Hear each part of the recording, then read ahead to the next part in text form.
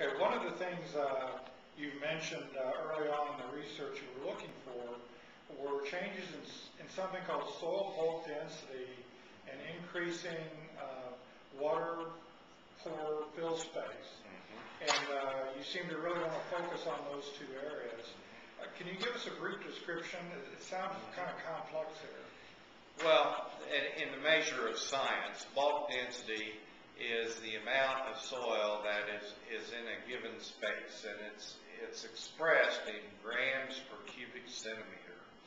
In other words, if you take something that is totally dry and you compress that into a small space, you basically have a situation where no air or water movement can go through that space.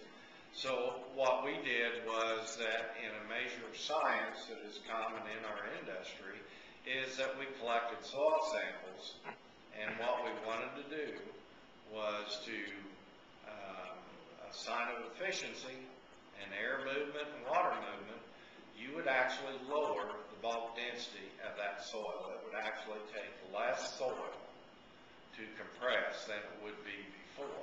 So you're creating more space actually, or you're hoping this technology creates more space between the actual particles of soil. Yes. And what benefit is that? What elements are involved that make that a useful carbon, structure? hydrogen, and oxygen. Why are those three things so critical? Essential for every chemical reaction in the world. Water, any reaction that takes place, So cannot occur. So is that the foundation for healthier plants?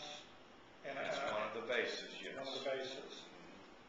So you wanted to measure and see if this technology could improve that? That is correct. We also wanted to examine water-filled pore space. And if you decrease the bulk density, we should be able then to increase the water-filled pore space.